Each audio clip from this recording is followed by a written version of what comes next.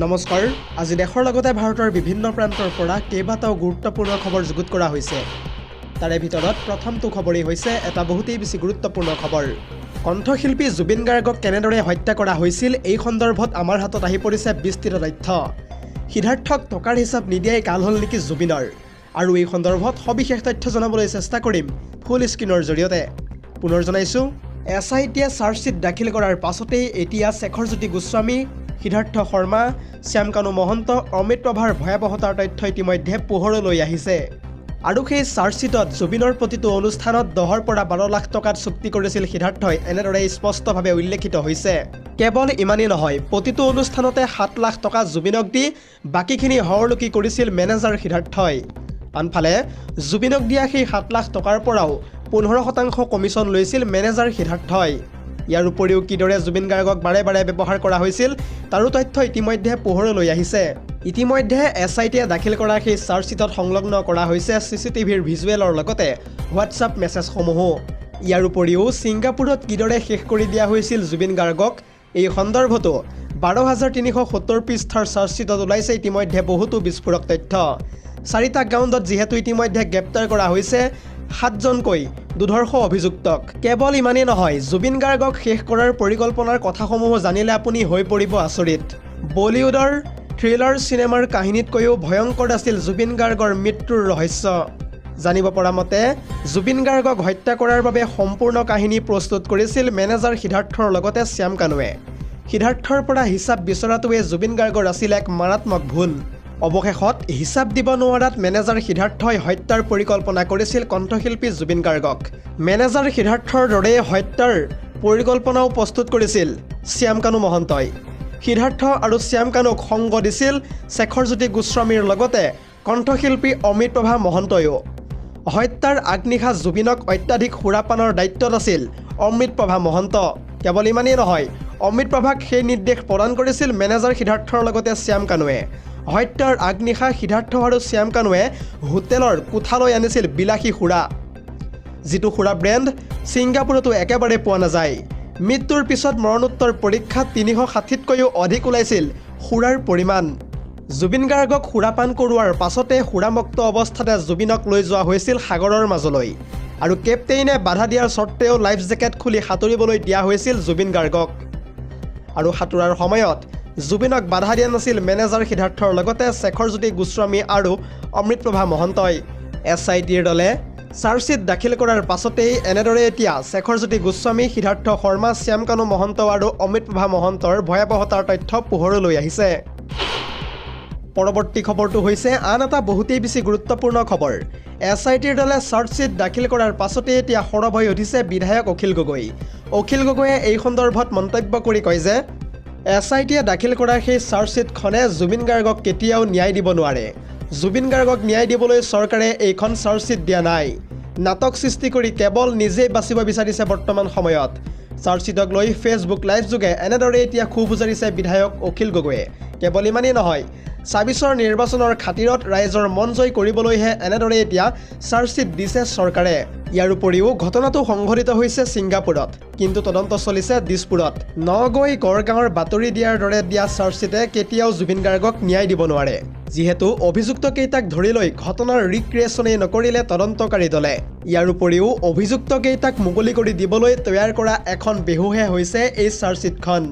লগতে ঘটনাটোৰ তদন্ত কৰি তথ্য সাক্ষ্যৰ আধাৰত প্ৰস্তুত কৰা হোৱা নাই এই চাৰ্জশ্বীটখন আৰু সেই এছআইটিয়ে দাখিল কৰা চাৰ্জশ্বীটখনে জুবিন গাৰ্গক মুঠতে কেতিয়াও ন্যায় দিব নোৱাৰে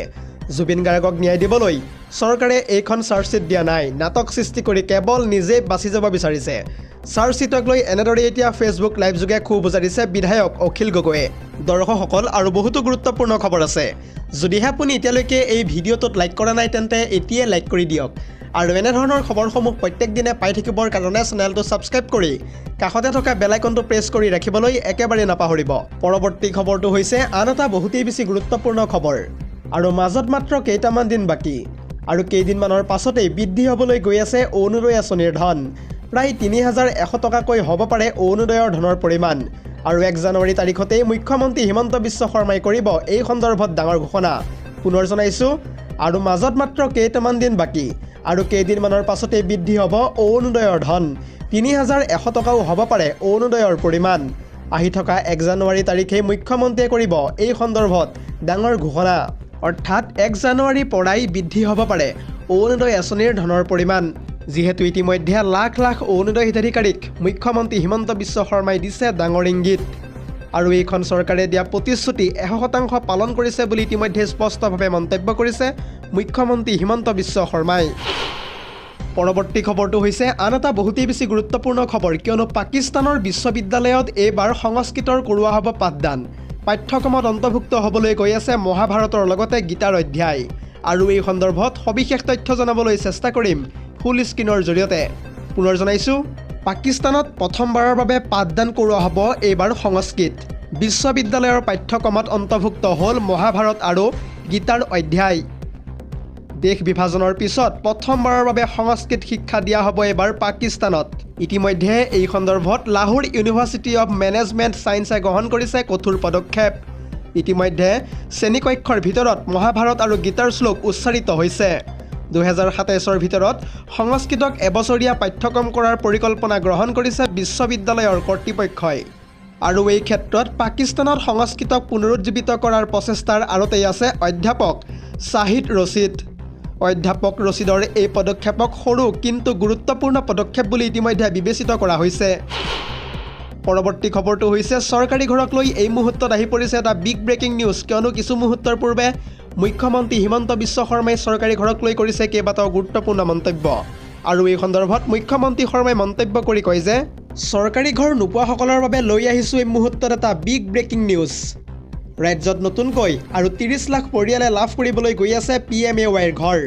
যিহেতু নতুনকৈ আৰু ৩০ লাখ মানুহে কৰিছে জিঅ' টেগিঙৰ কাম লগতে ইতিমধ্যে প্ৰস্তুত কৰি উলিওৱা হৈছে এখন হিতাধিকাৰীৰ তালিকা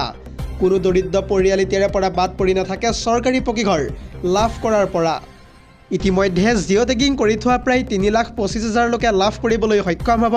একোটিকৈ পকীঘৰৰ সুবিধা আৰু ইয়াৰ পাছতেই সম্পূৰ্ণ হ'বলৈ গৈ আছে প্ৰায় ৩০ লাখ মানুহৰ জিঅ' টেগিং লগতে কিস্তি হিচাপত এইবাৰ দিয়া হ'ব ঘৰ নিৰ্মাণ কৰিবলৈ ধন আৰু সেই প্ৰথম কিস্তিৰ ধন পোৱাৰ লগে লগে ঘৰৰ ফাউণ্ডেশ্যন বনাব লাগিব আপুনি আৰু ঘৰ বনোৱা আৰম্ভ নকৰিলে দ্বিতীয় কিস্তিৰ ধন দিয়া নহ'ব গতিকে PMAY ধন পোৱাৰ লগে লগে আপুনি বনাওক চৰকাৰী ঘৰ অন্যথা নাপাব চৰকাৰী আন সুবিধাসমূহ অসমত কোনেও এইবাৰ কেঁচা ঘৰত থাকিব নালাগে বুলি প্ৰতিশ্ৰুতি প্ৰদান কৰিছে কেইটিমান মুহূৰ্তৰ পূৰ্বে মুখ্যমন্ত্ৰী হিমন্ত বিশ্ব শৰ্মাই পৰৱৰ্তী খবৰটো হৈছে আন এটা বহুতেই বেছি গুৰুত্বপূৰ্ণ খবৰ কিয়নো বাবৰি মছজিদ নিৰ্মাণৰ আধাৰশিলা স্থাপন কৰাৰ পাছতে হুমায়ুন কবিৰলৈ আহিছে হত্যাৰ ভাবুকি এটা গুৰুত্বপূৰ্ণ খবৰ জনাই আছোঁ এই মুহূৰ্তত বাবৰি মছজিদ নিৰ্মাণৰ আধাৰশিলা স্থাপন কৰা হুমায়ুন কবিৰক দিয়া হৈছে এইবাৰ হত্যাৰ ভাবুকি ফোনযোগে হত্যাৰ ভাবুকি প্ৰদান কৰিছে বিধায়ক হুমায়ুন কবিৰক দেশৰ ভিন্ন স্থানৰ পৰা হুমায়ুন কবিৰলৈ আহিছে এতিয়া ভাবুকি ভৰা ফোন আৰু অৱশেষত উপায়ন্তৰ হৈ নিৰাপত্তা বিচাৰি এতিয়া কলকাতা উচ্চ ন্যায়ালয়ৰ ওচৰত দ্বাৰস্থ হ'বলৈ গৈ আছে বিধায়কগৰাকী যিহেতু যোৱা ৬ ডিচেম্বৰ তাৰিখে স্থাপন কৰা হৈছিল বাবৰি মছজিদৰ আধাৰশিলা পশ্চিমবংগৰ মুৰ্ছিদাবাদত নিৰ্মাণ কৰা হ'ব বাবৰি মছজিদ নিৰ্মাণৰ বাবে ইতিমধ্যে আহিছে বাকচে টকা কোটি কোটি অনুদান দিছে এতিয়া মুছলমান লোকসকলে বাবৰি মছজিদ নিৰ্মাণৰ বাবে কোনো অজ্ঞাত ব্যক্তিয়ে আগবঢ়াইছিল ৮০ লাখ টকাৰ অনুদান আৰু এই পৰ্যন্ত বাবৰি মছজিদ নিৰ্মাণৰ বাবে আহিছে ৩ কোটিতকৈও অধিক টকাৰ অনুদান news desk report ZD news